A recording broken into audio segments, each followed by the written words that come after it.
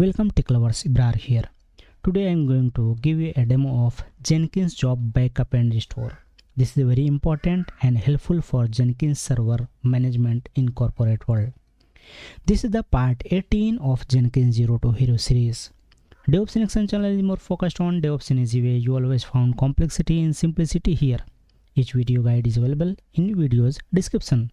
Here will be only action as channel name is DevOps In Action. So let's jump to the live without any delay.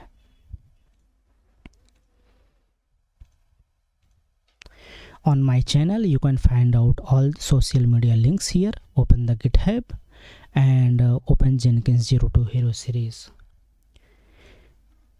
And just scroll down and open day 18.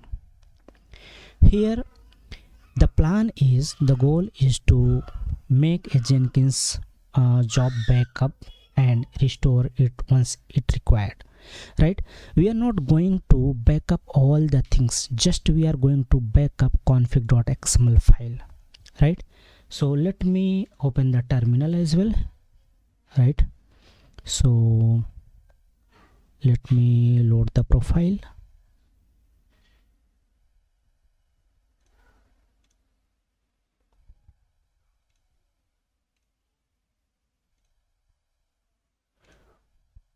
Okay, so terminal is ready, right? Now our purpose is to create a Jenkins job manager and copy it to user bin and set the permission there, right? Usage is simple thing. Jenkins job manager, you need to run it, and after that it is create backup on the same path where my Jenkins job is. I already following this from the day 1 to day 18, right?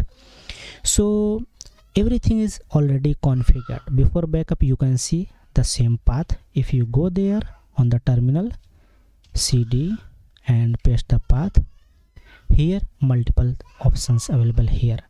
So Jenkins data basically available here, right? And this is Jenkins backup which I covered in the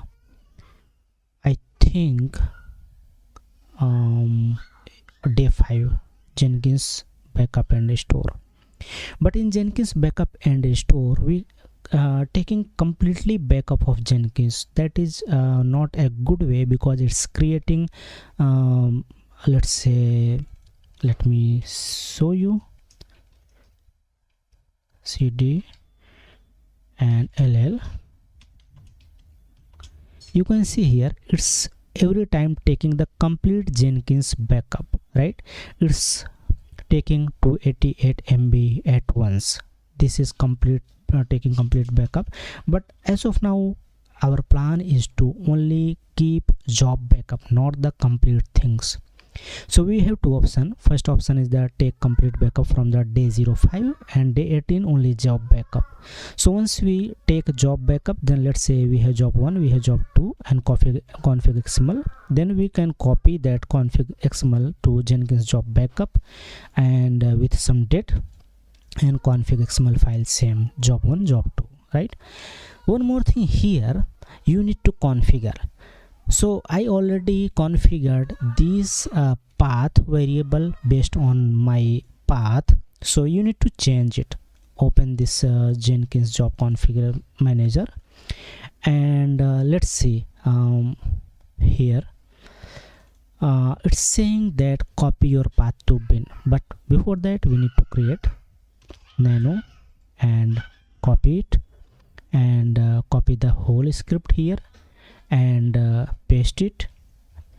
And once done, now after that you need to copy this one to bin file and change the permission. Now we can run this job, right? It provides the same output it is showing here, but here make sure change this path based on your requirement, right? And one more thing, if you are restoring job, then you need to restart Docker Jenkins Docker container. In my case, let's say I'm exiting it, Docker PS, you can see here in my case the container name is Jenkins, but in your case maybe it would be different, maybe. So you can use your restart your Jenkins with your proper name, and in script we already used the tree, so make sure it must be installed on your terminal, right? So once you start the Jenkins job backup, right now you can see here nothing is here, and once you run it, let's say I'm going to remove it because I already copied another places in user bin.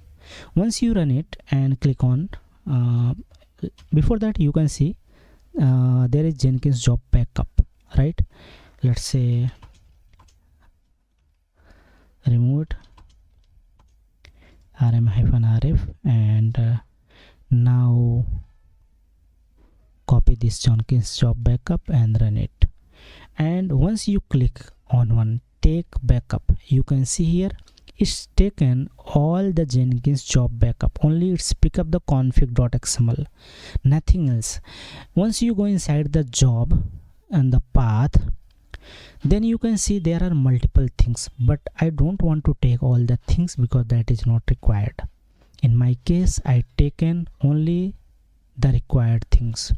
So open the Jenkins here and do the login and see all jobs, job B, job A, all the jobs available here. You can see taken backup through the terminal, total 18 directory and 17 files taken, right? Similar, if you want to restore, then it always restore the latest backup. Let's say you have taken multiple time and you want to restore, so always it's restore my latest one. Make sure and keep in mind, right? So in the restore job, let's say I want to restore job, so I'm pressing the 2. You can see here it's restored and restore completed. Restart Jenkins is required, so we need to restart the Jenkins manually, right?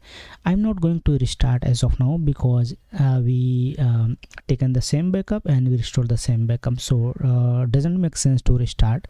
But if you, let's say if you restart the restore the your job, previous one job, and after that you have you had a lot of changes done, in that case you need to restart the job, right?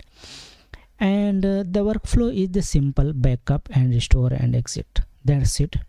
And use case is available here, and if you want to contribute, then you are always welcome, connect with me, right? So that was the very simple thing for this, and that is enough for this part. Let me know what you guys think. If you have any question, leave a comment. Thank you very much. Have a nice day ahead. See you in the next video.